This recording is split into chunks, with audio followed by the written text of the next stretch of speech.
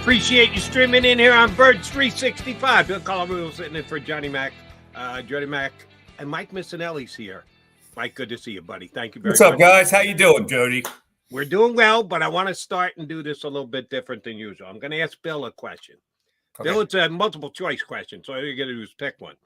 On Sunday, when the post-game starts here on the JAKIB Media YouTube channel, Mike Missinelli will be wearing a Jalen Hurts Kelly Green jersey, a Seth Joyner Kelly Green jersey, or Mikey Miss will stay professional, have a nice shirt on like he's got on right now. What will Missinelli be wearing when the post-game show starts on Sunday night?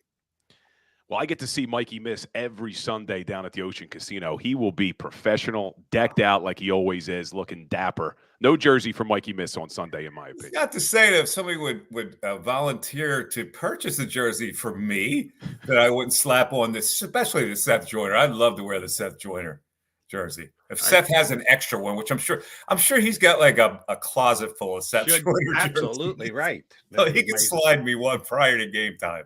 You might have to wash it in hot water about 4 times to get it down to fit you, because Seth's a pretty big dude. But a bad get for you, Mikey Miss. I like your line of thinking. All right, Bill and I were just kicking it back and forth. Mike, I'm nervous. Injuries they have on this defense this week. Secondary guys coming in. Josiah Scott wasn't good enough to make the team. Now he's back in the mix, and he's probably going to play on this Sunday, and the best offense in all of football is coming in.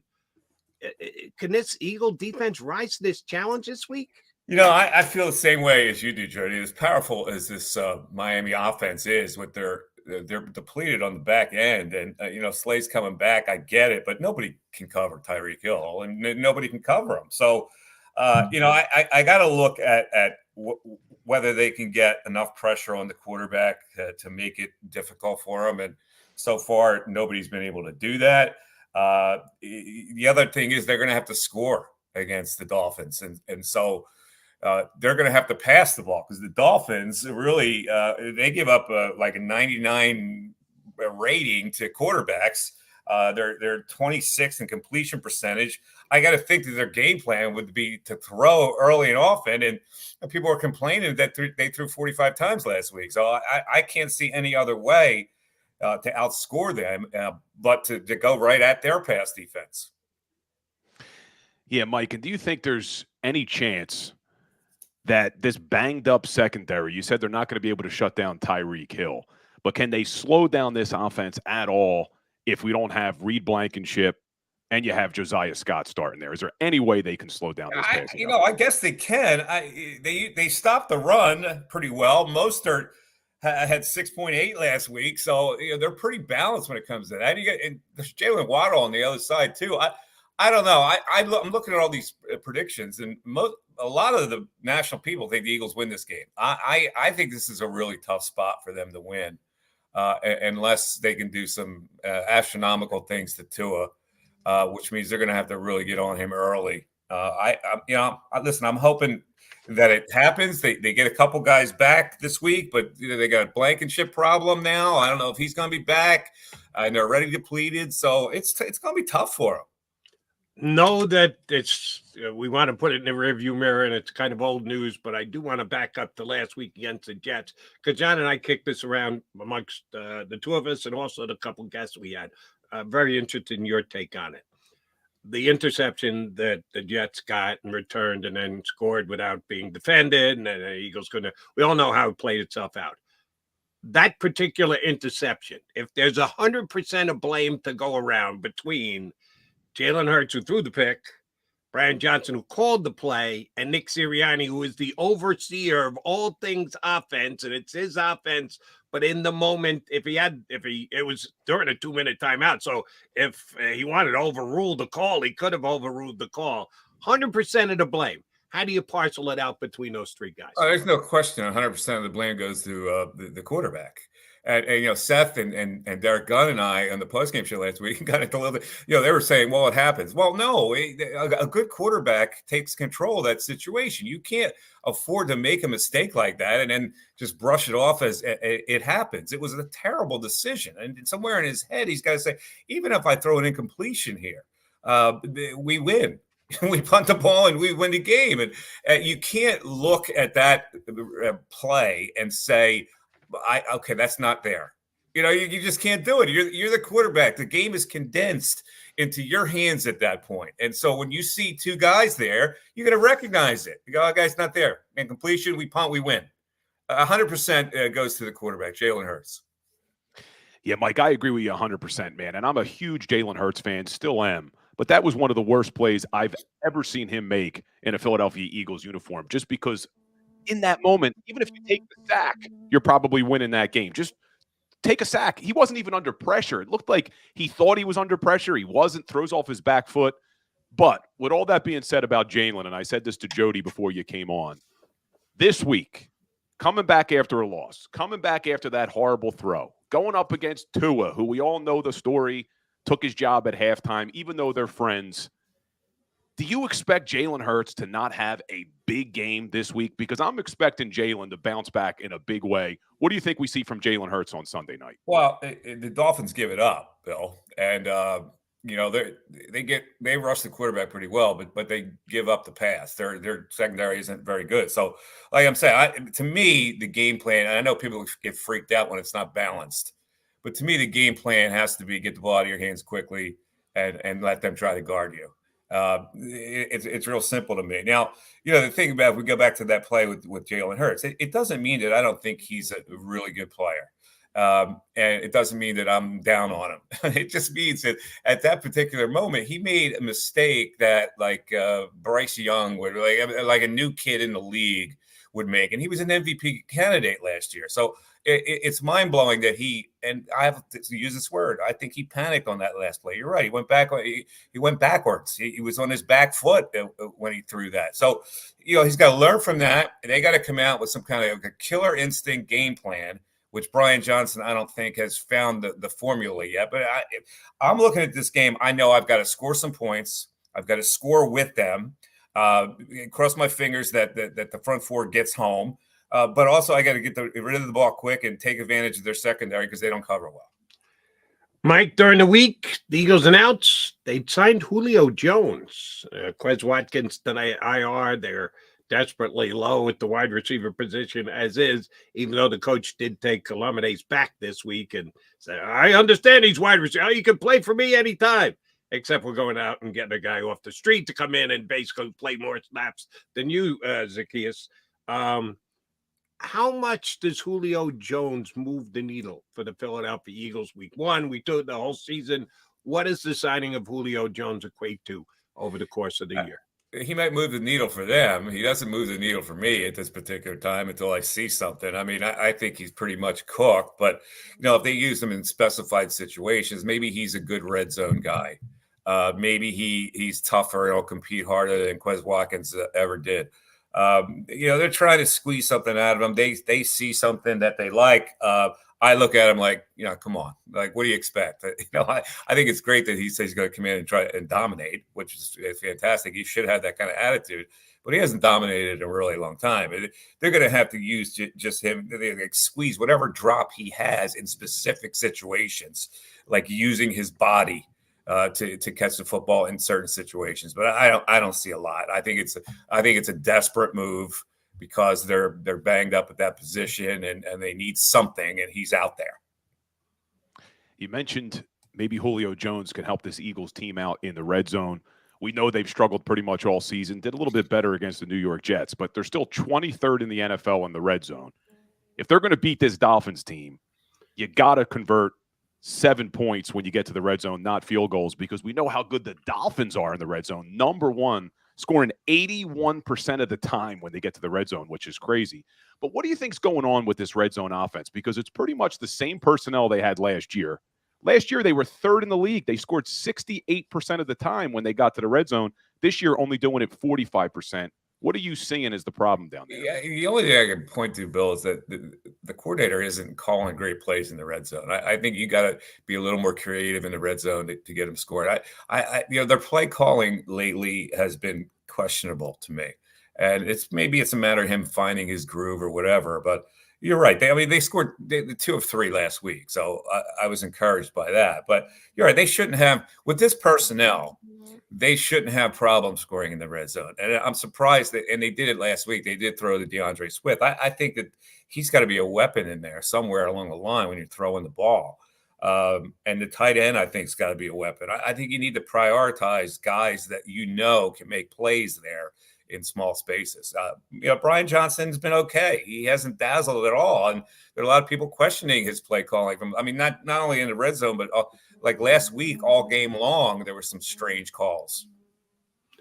Mikey Miss, I do not have an answer to this. Maybe you do. I'm sure the Eagles are looking for one.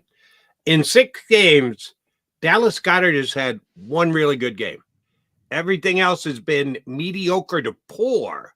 And they've had a couple of games where they've targeted him, but it just hasn't resulted in anything. In 2-yard gains, 4-yard gains. If he's supposed to be one of the best tight ends, one of the best weapons in the passing game of the tight ends in the NFL, he's done a good job of hiding it through the first 6 games of the year. What's wrong with Dallas Goedert in this Eagle offense right now? Listen, you have to prioritize him. I don't understand. Like offensive coordinator, they did it to one game. He had 88 yards on the year. They finally got the ball to him. And if I'm an offensive coordinator, I go, well, I got to get the ball to him. There's plenty of, like the Jets last week were in a zone where they were playing off guys. I don't understand why the tight end is not a valuable weapon sitting down in space there. And the other thing is like A.J. Brown and that short slant. When he first came here, it was an unstoppable play. The short slant, finding gaps in the zone. And I think if you're a coordinator, you go, okay, this is what they're going to give up. This is where my strength is. Prioritize the tight end. Prioritize the slant. I don't get it sometimes with their play calls. It's like they have a mindset of, okay, we're going to attack them this way, but they don't evolve during the game to what the other team's doing. They don't make sight adjustments at the line of scrimmage. What's interesting, Mike, though, is you look at Dallas Goedert. I think he has the exact same amount of receptions through 6 weeks of the season. He had 26 through 6 weeks last year. He's got 26 through 6 weeks this year. But it's the average yards per catch that is way down. So, we talked about Brian Johnson in the red zone. I also think some of these play designs to Dallas Goedert, you got to get him the ball down the field, get him the ball in space because he's so damn good after he gets the ball in his hands. But some of these play designs just leave a little bit. No, I agree. They keep trying to run this tight end screen with him, and they can't run the screen. They can't run it with anybody, and they keep going to this tight end screen. It never pays off. So I scratch my head sometimes at what they're doing, and maybe it's easy for us to sit back and scratch our head. And in live action of a game, it's a lot more difficult. But I agree with you. I think if you've got, this guy was supposed to take a step up this year, right? So let him take a step up, play into that. He's improving as one of the best receiving tight ends in the league, and we're going to get mileage out of him. Make it happen. The other teams that have tight ends like that always make it happen. Do they not? Yeah. I thought it was certainly entertaining, if not humorous. Nick Sirianni's stance on Vic Fangio this week, that when he was there, they were learning from him. He didn't learn anything from them, but they learned plenty about Vic Fangio. Sorry, I'm not buying. I think Fangio learned just as much, if not more, about the Eagles during the time he spent with him. How does that manifest itself on Sunday? We know what the Fangio defense is all about. Does the added knowledge give him any bit of an edge in this game, or is Sirianni telling the truth? I think it's pretty simple when you're playing the Eagles that you get heat on the quarterback and you force him to beat you from the pocket.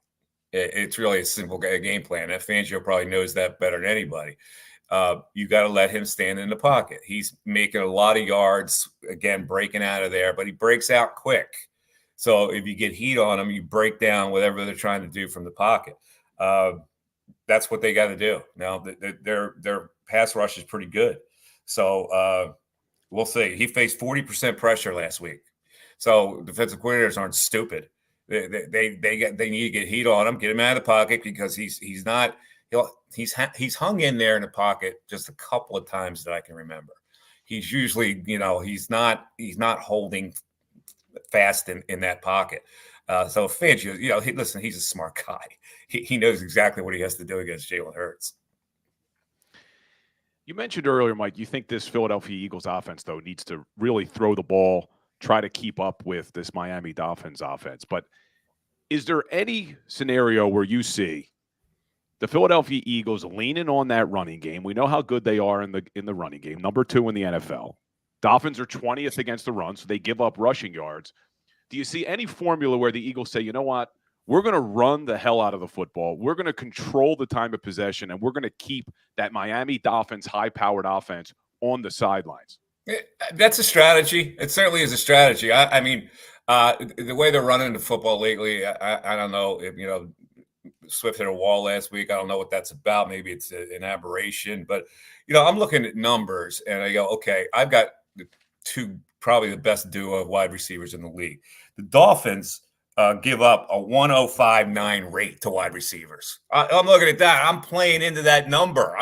I just can't, I'm not going to try to re-trick myself and say, okay, maybe we can get the running game and go. No, there's got to be some kind of balance, Bill, as you know. But I think they're susceptible to good wide receivers, and the Eagles have 2 of them. So, I mean, to me, that's the strength. And I've got to get Jalen Hurts to get the ball out quickly. I've got to use the slant. I've got to use the tight end. To me, that's like the running game for me. To get it out of your hand quick against this team. If you're hoping to score with them, because they're going to score. I mean, my God, what are they, 37 a game right now? Miami? I mean, that's free. So you're going to have to score 30 and hope your defense can hold them down to a semblance, a reasonable number. The yards per game is astronomical. The yards per completion is astronomical. They're not going to all of a sudden shut down. That quarterback's got a lot of confidence right now. Tua's doing a great job getting the ball out quick. So It's a beautiful homespun story, too, with the Mariota Hawaii connection to Tua, the Alabama connection to Hurts. Here's the guy that took his job. Another Alabama guy gets signed. It's a beautiful home story, isn't it? If Jalen Hurts gets hurt this week, remember, Mike Missinelli brought up Mariota, not me. I don't know. I don't think anybody in Philadelphia wants that narrative to be carried forward in the Sunday night's game, Mikey. No, I don't think, as far as him not playing, but I was reading a story this morning about how proud he is of Tua. That Hawaii connection, that story. Listen, Mariota has reached the point in his life where he's just happy to collect that paycheck every week and stay on the sideline. And he can give up stories like, well, I'm so proud of Tua. Yes, it's amazing when you reach a certain plateau in the NFL. Well, wearing the ball cap and carrying the clipboard, good storyteller, Mr. Mariota. Good job out of you. All right, Mike, 2-point question. Number 1. Coin toss, Sunday. Eagles win. What would Mike Missinelli do? What does Mike Missinelli predict that Nick Sirianni will do? Prediction? You want me to predict that?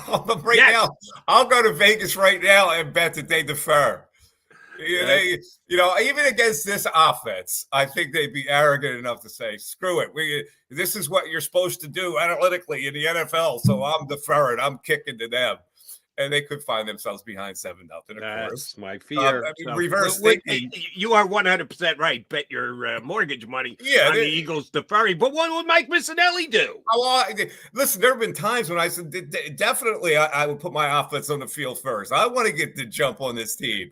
But it's like banging your head against a wall. It's never going to happen. In the NFL, they're just enamored with this concept of scoring before the half and getting the ball to start the third quarter. Now, it doesn't work out like that 100% of the time, so I don't know why they wouldn't alter their thinking, but this is what they're going to do. You know that, Jody. But you would take the ball. You'd say, yes. let me get up 7-0 on this. At that point, I would try to get on top of them and make them like try to rush something. Or oh my God, we're behind. Oh, let's do. Maybe they make a mistake with that mentality. That's what I'm rooting for, but I'm with you. I feel we got a 0% chance of that actually happening. Bill's a fan. He likes the analytics of it all. Yeah, I'm the minority in the room, man, because I will always defer on that coin toss. Well, that's the football mindset, Bill. It's the football mindset. It's now permeated the NFL. This is what you do. Analytically, this is what you do. And I'm okay with that if the analytics say that. But there are certain times where I go, you know what? Maybe that's not the good idea. Maybe I'm going to go against conventional wisdom here and actually, chart a different course. Yeah, I still like I still like the Fern. Well, let's look. One of the things we know that this Eagles defense has to do is get after the quarterback. You talked about it. We talked about Jalen Carter. Can we officially say now that Hassan Reddick is back after what we've seen the last 3 games? Yeah, he is. He's obviously, that thumb was the problem. He's really skirting the edge now, and he's getting that dip move down. And yeah, he's been great. Sweat's been a pretty consistent player as well. So yeah, and Jalen Carter's going to help. Getting him back in there is definitely going to help. Getting Slay back is definitely going to help. I don't know how much, because I can see, I've seen Slay trail plays a lot this year, and how do you not trail this guy? I mean, this guy's like phenomenal. I don't know how they deal with him. I got to be honest with you. I don't know how anybody deals with him.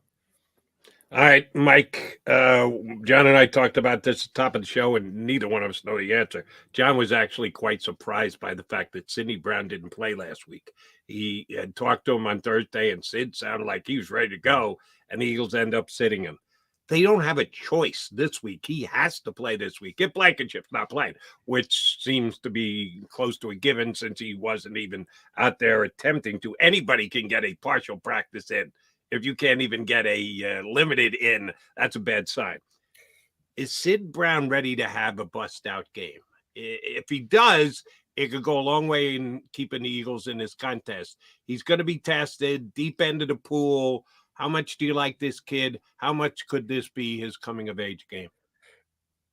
This is the last team I expect him to be effective against. I got to be honest with you. I think the Eagles are scared to death of him in general. Because they've been reluctant to play him, because his aggression overmatches his NFL intelligence right now. Against this team, it's like you're waiting for a firecracker to explode, I think. So he's going to play. I hope he does well. I mean, if there's a game that this guy can make an aggressive mistake, it's against this team. And I'm afraid of it. Any other team, maybe I feel a lot more comfortable. Not against this team. I don't think he's going to have a breakout game. See, and that's what Johnny Mack said last week. They should have played him against the Jets, because you take your chances against Zach Wilson. If he makes a mistake, all right, if you make it up on the back end. You make a mistake against Tua, it's 65 yards to the house. That's not good. All right, Mike, we need you on the record. Sounds like you and I are leaning a specific way. Dolphins come to town. Well, let me go there first. Why are the Dolphins an underdog in this game? It's interesting. It's 2.5, which is kind of an indication. Because Mike Misnelli, famous for saying, the line's telling me something. The line's telling me something. And if the line's telling me something here, it's leaning toward the Eagles, because I got the Dolphins as the favorite in this game. It is a little lean, but again, it's 2.5, so it's like they're unsure. They're not giving them the home nod at 2.5. If it was 1.5, it would be more telling to me. But it is probably an Eagles line, their favorite. But I don't know. I'm really afraid of this game. The way they're banged up back there, the way the Dolphins move the football through the air. This would be a monumental win for the Eagles, and I got them losing by a tight margin. Well, is the game played in the 30s? If it's played in the 30s, it's not the tight margin. It's not going to be a tight margin. So you're saying upper 20s. If the Dolphins score 30 to win. Yeah, Dolphins score 35, they win and cover and do whatever. They have to hold it. I can't see them holding them to less than 30, which scares me about this thing, because I don't know if the Eagles can score with them. So, yeah, I don't feel good about it.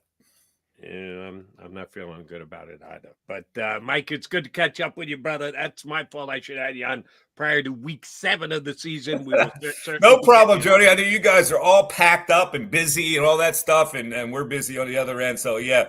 So post-game show will be in the wee hours of the morning on Sunday. Yeah, but then you get to go upstairs and get a nice nap at the ocean, right? At 2:30 a.m. At 2:30 a.m. where you can't possibly go to sleep, So Mikey misses tea time isn't going to be till afternoon on Monday. No tea time into that game. Okay. Yeah. Mike, good stuff. Always a pleasure, buddy. Thank you very much for All right, hopping on. guys. Thanks. See you You'll Sunday, catch him Mike. Sunday till the wee hours of the morning, as he said. Yes, they will be going late. And the outcome of the game doesn't usually dictate the length of the post-game show, doesn't? It's a set time that they're gonna do. I think they may need to add some because, yeah, I'm leaning toward the opposition. We'll come back. I get Bill on the record. He's certainly leaning toward the Eagles winning this game, so it doesn't see a way they can lose. I'm kind of headed toward I don't see a way that they can win. Well, I can see it. It would have to be scoring more than 35 points. Are they capable of putting up more than 35 points on Sunday against the Dolphins? We shall see. We'll come back. Bill Colarulo in for Johnny Mac, Jody Mac. We'll put a bow on the show on this episode of Birds 365.